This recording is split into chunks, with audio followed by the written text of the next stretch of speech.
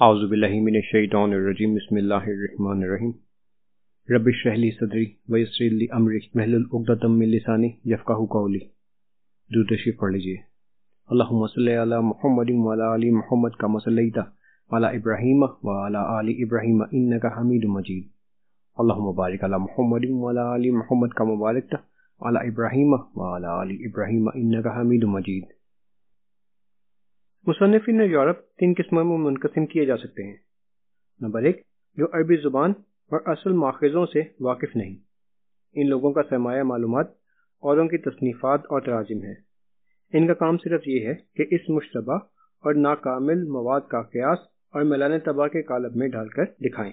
تعجب ہوتا ہے کہ ان میں بعض مثلاً گبن صاحب ایسے صاحب الرائے اور انصاف پرست ہیں کہ راکھ کے ڈیر سے بھی سونے کے ذرے نکال سکتے ہیں، لیکن قلیل مہم۔ نمبر 2، عربی زبان اور علم ادب و تاریخ و فلسفہ۔ اسلام کے بہت بڑے ماہر ہیں لیکن مذہبی لٹریچر اور سیرت کے فن سے ناآشنا ہیں۔ ان لوگوں نے سیرت یا مذہب اسلام پر کوئی مستقل تنصیب نہیں لکھی، لیکن ضمنی موقعوں پر عربی دانی کے ذوم میں اسلام پر اشعار اسلام صلی اللہ علیہ وسلم کے متعلق نہایت دلیری سے جو کچھ چاہتے ہیں لکھ دیتے ہیں۔ نعوذ باللہ۔ مثلا جرمن کا مشہور فاضل ساخو جس نے طبقات ابن سعد شائع کی ہے، اس کی وسعت معلومات اور عربی دانی سے کون انکار کر سکتا ہے؟ بیرونی کا کتاب الہند کا دیباچہ اس نے جس تحقیق سے لکھا ہے رشک کے قابل ہے، لیکن اسی دیباچہ میں اسلامی امور کے متعلق ایسی باتیں لکھ جاتا ہے جن کو پڑھ کر بھول جانا پڑتا ہے کہ وہ وہی محترم شخص ہے جس کو ابھی ہم نے دیکھا تھا۔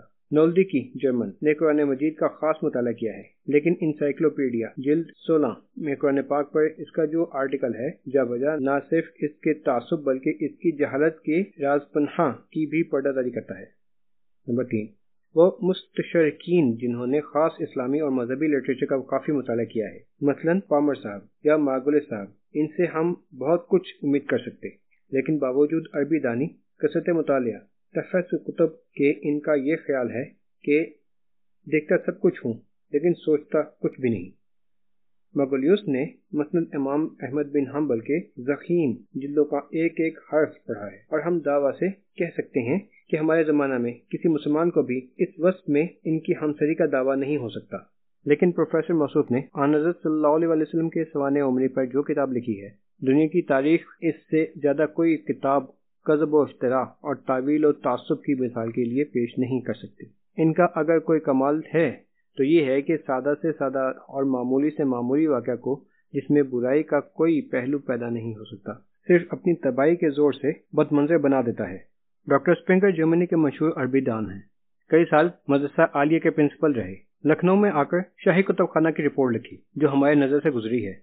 حافظ ابن حجر کی کتاب الاصابہ فی احوال الاصحابہ اول انہی نے تصحیح کر کے کلکتہ میں چھپوائی، لیکن جب آن حضرت صلی اللہ علیہ وسلم کی سوانح عمری پر ایک مستقل ضخیم کتاب 3 جلدوں میں لکھی تو ہم حیرت زدہ ہو کر رہ گئے۔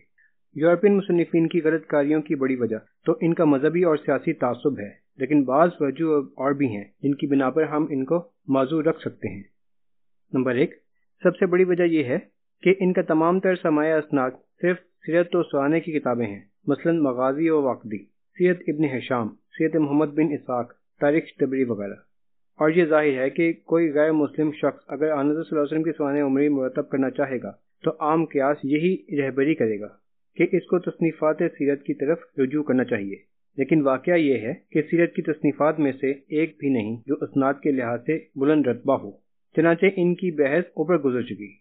مصنفین سیرت سے قطع نظر سیرت کی روایتیں زیادہ تر جن لوگوں سے مروی ہیں، مثلا سیف سری، ابن سلمہ، ابن نجیح، عموماً ضعیف الراویہ ہیں، اس لیے عام اور معمولی واقعات میں ان کی شہادت کافی ہو سکتی ہے، لیکن وہ واقعات جن پر محتمم بالشان مسائل کی بنیاد قائم ہے ان کے لیے یہ سرمایہ بیکار ہے۔ آن حضرت صلی اللہ علیہ وسلم کے سوانح عمری کے یقینی واقعات وہ ہیں جو حدیث کی کتابوں میں بروایات صحیحہ منقول ہیں۔ یورپین مصنفین اس سرمایہ سے بالکل بے خبر ہیں، اور ایک آدھ کوئی ہے، مثلا مارگولیس، تو اولاً وہ اس فن کا ماہر نہیں، اور ہو بھی تو تعصب کی ایک چنگاری سینکڑوں خرمن معلومات کو جلانے کے لیے کافی ہے۔ نمبر 2، دوسری بڑی وجہ یہ ہے کہ یورپ کے اصول تنقیح شہادت اور ہمارے اصول تنقیح میں سخت اختلاف ہے۔ یورپ اس بات کو بالکل نہیں دیکھتا کہ راوی صادق ہے یا کاذب، اس کے اخلاق و عادات کیا ہیں، حافظہ کیا ہے۔ اس کے نزدیک یہ تحقیق و تدقین ناممکن ہے، نہ ضروری ہے۔ وہ صرف یہ دیکھتا ہے کہ راوی کا بیان بجائے خود قرائن اور واقعات کے تناسب سے مطابقت رکھتا ہے یا نہیں۔ فرض کرو ایک جھوٹے سے جھوٹا راوی ایک واقعہ بیان کرتا ہے جو قرائن موجودہ اور گرد و پیش کے واقعات کے لحاظ سے صحیح معلوم ہوتا ہے، بیان بالکل مسلسل ہے اور کہیں سے نہیں اکھڑتا، تو یورپ کے مذاق کے موافق واقعہ کی صورت تسلیم کر لی جائے گی۔ بخلاف اس کے مسلمان مورخ اور خصوصاً محدثین اس کی پرواہ نہیں کرتے کہ خود روایت کی کیا حالت ہے، بلکہ سب سے پہلے وہ دیکھتے ہیں کہ اسماء رجال کے دستے تحقیقات میں اس شخص کا نام ثقہ لوگوں کی فہرست میں درج ہے یا نہیں۔ اگر نہیں ہے تو ان کے نزدیک اس کا بیان ناقابل اعتنا ہے۔ بخلاف اس کے اگر ثقہ راوی نے کوئی واقعہ بیان کیا ہو تو گو قرائن اور قیاسات کے خلاف ہو اور گو بظاہر عقل کے بھی مطابق نہ ہو، لیکن اس کی روایت قبول کر لی جائے گی۔ اس اختلاف اصول نے یورپین تصنیفات پر بہت برا اثر پیدا کیا ہے۔ مثلا اہل یورپ واقعی کے بیان پر سب سے زیادہ اعتماد کرتے ہیں، جس کی وجہ یہ ہے کہ واقعی کا بیان نہایت مسلسل اور مربوط ہوتا ہے۔ جزیات کی تمام کڑیاں باہم ملتی چلی جاتی ہیں، واقعات میں کہیں خلا نہیں آتا۔ جو چیزیں کسی واقعہ کو دلچسپ بنا سکتی ہیں سب موجود ہوتی ہیں، لیکن سچ یہ ہے کہ یہی باتیں اصلی راز کی پردہ دری کرتی ہیں۔ جو روایتیں 100 برس سے زیادہ زمانہ تک محض زبانوں پر رہیں، ان میں اس قدر استقصاء جزیات ممکن نہیں۔ یہ البتہ ہو سکتا ہے کہ جس طرح تاریخی افسانے لکھے جاتے ہیں، چند واقعات کا ذخیرہ سامنے رکھ کر قیاس و قرائن اور معلومات عامہ کے ذریعے سے ایک سادہ خاکہ کو نقش و نگار سے کامل کر دیا جائے، لیکن یہ جرت صرف واقعی کر سکتا ہے۔ محدثین اس سے معذور ہیں، تاہم اس سے بھی انکار نہیں ہو سکتا کہ ہر موقع پر محض راوی کا ثقہ ہونا کافی نہیں، ثقات بھی غلطی کر سکتے ہیں اور کرتے ہیں۔ اس لیے ضرورت ہے کہ درایت کے جو اصول محدثین نے قائم کیے ہیں اور جن کو بعض جگہ وہ بھول جاتے ہیں، ان کی نہایت سختی کے ساتھ پابندی کی جائے۔ یورپین تصنیفات کے اصول مشترکہ۔ یورپین مصنفین حضرت صلی اللہ علیہ وسلم کے اخلاق کے متعلق جو نکتہ چینیاں کرتے ہیں یا ان کی تصنیفات سے جو نکتہ چینیاں خود بخود ناظرین کے دل میں پیدا ہوتی ہیں حسب ذیل ہیں۔ نمبر 1، حضرت صلی اللہ علیہ وسلم کی زندگی مکہ معظمہ تک پیغمبرانہ زندگی ہے، لیکن مدینہ جا کر جب زور و قوت حاصل ہوتی ہے تو دفعتاً پیغمبری بادشاہی سے بدل جاتی ہے، اور اس کے جو لوازم ہیں یعنی لشکر کشی، قتل، انتقام، خون ریزی خود بخود پیدا ہو جاتے ہیں۔ نمبر 2، کثرت ازواج اور میل علی النساء۔ نمبر 3، مذہب کی اشاعت جبر و زور سے۔ نمبر 4، لونڈی غلام بنانے کی اجازت اور اس پر عمل۔ نمبر 5، دنیا داروں کی حکمت عملی اور بہانہ جوئی۔ اس بنا پر ہماری کتاب کے ناظرین کو تمام واقعات میں اس نقطہ پر نظر رکھنی چاہیے کہ یہ اعتراضات تاریخی تحقیقات کے معیار پر بھی ٹھیک اتر سکتے ہیں یا نہیں۔ اصول تصنیف اور ترتیب۔ ہم نے اس کتاب میں جو اصول اختیار کیے ہیں اب ان کے بتانے کا وقت آ گیا ہے۔ نمبر 1، سب سے پہلے یہ کہ سیرت کے واقعات کے متعلق جو کچھ قرآن مجید میں مذکور ہے ان کو سب پر مقدم رکھا ہے۔ یہ قطعاً ثابت ہے کہ بہت سے واقعات کے متعلق خود قرآن مجید میں ایسی تصریحات یا اشارے موجود ہیں جن سے اختلافی مباحث کا فیصلہ ہو جاتا ہے، لیکن لوگوں نے آیات قرآنی پر اچھی طرح نظر نہیں ڈالی، اس لیے وہ مباحث غیر منفصل رہ گئے۔ نمبر 2، قرآن مجید کے بعد حدیث کا درجہ ہے۔ حدیث صحیحہ کے سامنے سیرت کی روایتیں نظر انداز کر دی ہیں۔ جو واقعات بخاری اور مسلم وغیرہ میں مذکور ہیں ان کے مقابلہ میں سیرت یا تاریخ کی روایت کی کوئی ضرورت نہیں۔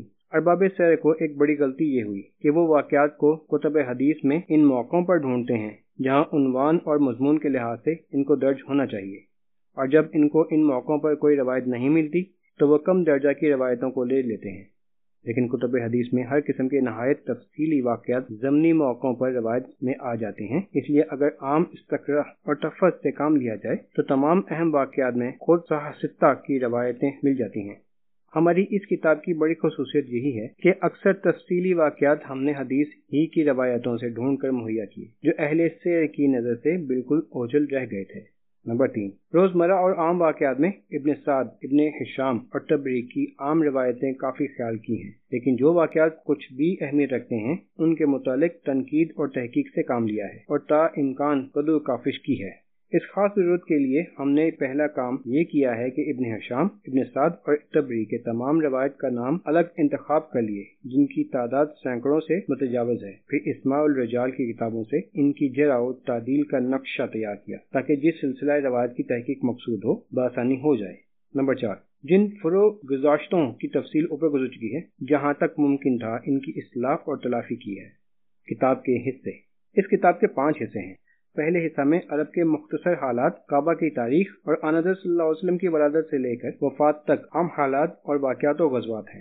اسی حصہ کے دوسرے باب میں حضرت صلی اللہ علیہ وسلم کی ذاتی اخلاق و عادات کی تفصیل ہے آل و اولاد ازواج مطہرات رضوان اللہ علیہم کے حالات بھی اسی باب میں ہیں۔ دوسرا حصہ منصب نبوت سے متعلق ہے۔ نبوت کا فرض تعلیم عقائد، اوامر و نواہی، اصلاح اعمال و اخلاق ہے۔ اس بنا پر منصب نبوت کے کاموں کی تفصیل اس حصہ میں کی گئی ہے۔ اس حصہ میں فرائض خمسہ اور تمام اوامر و نواہی کی ابتدا اور تدریجی تغیرات کے مفصل تاریخ اور ان کی مصالح اور حکم اور دیگر مذاہب سے ان کا مقابلہ و موازنہ ہے۔ اسی حصہ میں نہایت تفصیل سے بتایا گیا ہے کہ عرب کے عقائد اور اخلاق و عادات پہلے کیا تھے اور ان میں کیا کیا اصلاحیں عمل میں آئیں، نیز یہ کہ تمام عالم کی اصلاح کے لیے اسلام نے کیا قانون مرتب کیا اور کیونکہ وہ تمام عالم کے لیے اور ہر زمانہ کے لیے کافی ہو سکتا ہے۔ تیسرے حصہ میں قرآن مجید کی تاریخ، وجوہ اعجاز اور حقائق و اسرار سے بحث ہے۔ چوتھے حصہ میں معجزات کی تفصیل ہے۔ قدیم سیرت کی کتابوں میں معجزات کا الگ الگ باب باندھتے ہیں، لیکن آج کل تو اس کو بالکل مستقل حیثیت سے لکھنے کی ضرورت ہے، کیونکہ معجزات کے ساتھ اصل معجزہ کی حقیقت اور امکان سے بحث کرنے کی ضرورت بھی پیش آ گئی۔ البتہ جن معجزات کی تاریخ اور سن متعین ہے، مثلا معراج یا تکثیر طعام وغیرہ، ان کو اس سن کے واقعات میں لکھ دیا ہے۔ پانچواں حصہ خاص یورپین تصنیفات کے متعلق ہے، یعنی یورپ نے آن حضرت صلی اللہ علیہ وسلم اور مذہب اسلام کے متعلق کیا لکھا ہے، ان کا سرمایہ معلومات کیا ہے، تاریخی واقعات میں وہ کیوں کر غلطیاں کرتے ہیں، مسائل اسلام کے سمجھنے میں ان سے کیا کیا غلطیاں ہوئیں، آن حضرت صلی اللہ علیہ وسلم کے اخلاق و عادات یا مسائل اسلام پر جو نکتہ چینیاں کی ہیں، ان کے جوابات۔ یہ ضروری نہیں کہ یہ حصہ اسی ترتیب سے شائع ہو، لیکن جس حصہ کی تیاری کے سامان فراہم ہو جائیں گے اور مرتب ہو جائے گا وہ شائع کر دیا جائے گا۔ اسناد اور حوالے۔ تاریخ اور روایت میں حوالہ اور اسناد سب سے مقدم چیز ہے، اس لیے ان کے متعلق چند ضروری امور بیان کر دینے ضرور ہیں۔ نمبر 1، صرف انہی کتابوں کا حوالہ دیا ہے جو خود میری نظر سے گزری ہیں۔ نمبر 2، جو واقعات کسی قدر اہم ہیں ان کے متعلق صرف صحیح حدیثوں یا مستند تاریخی روایتوں کا حوالہ دیا ہے، لیکن عام واقعات یا غزوات کے متعلق جزیات کی تفصیل میں محدثانہ قد و کاوش نہیں کی ہے۔ نمبر 3، مطبوعہ کتابوں کے حوالے میں مطبع کا نام بتا دیا گیا ہے۔ قلمی کتابوں کے متعلق تصنیف سیرت کی فہرست جو اوپر گزر چکی ہے، اس میں بتا دیا ہے کہ ہمارے استعمال میں کون سا نسخہ تھا۔ وما توفیقی الا باللہ علیہ توکلت و الیہ انیب۔